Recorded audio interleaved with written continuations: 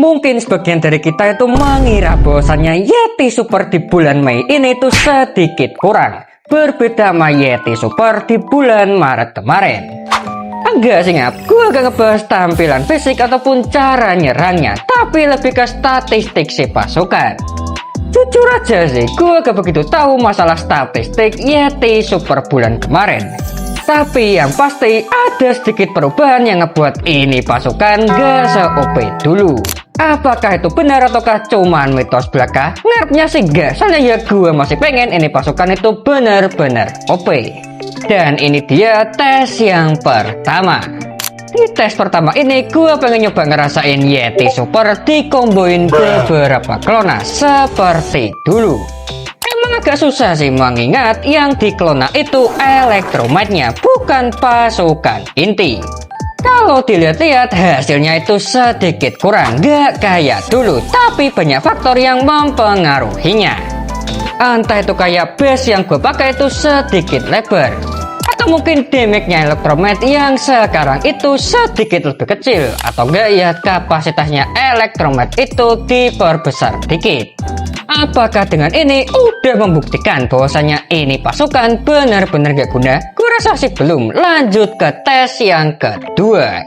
Di tes kedua ini sedikit berbeda. Target klona gue itu bukan elektromag, melainkan pasukan inti.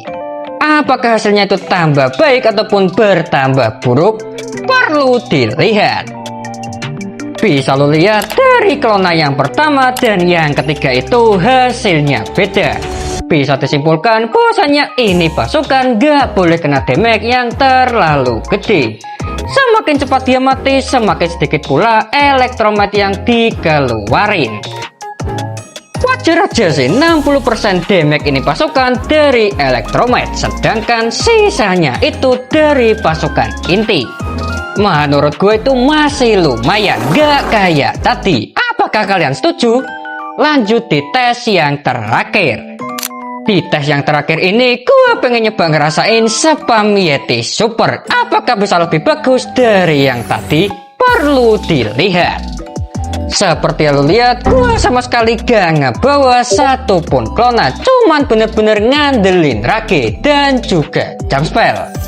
Ngarep gue itu lebih bagusan ini dari yang tadi, soalnya ya di tes kedua tadi gak bawa Rage, mestinya ya lebih banyak bangunan yang bisa diambil. Target gue itu bisa ngancurin garis lurus ini sampai ke TH, minimal bisa ngedapetin 1 bintang doang, udah cukup banget. Tapi apa daya sih ngap, gue cuman bisa ngeliatin doang.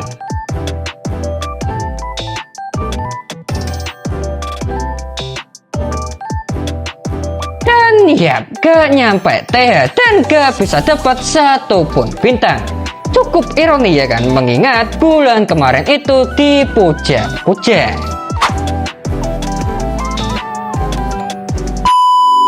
Kesimpulan dari ini tes adalah gue gak bisa pakai ini pasukan. Terbukti ya kan, dari ketiga tes tadi gak ada yang berhasil. Mana mungkin gue bisa nyalahin pasukan yang teramat OP. Ya udah sih ngap, itu doang sedikit pembuktian di hari ini.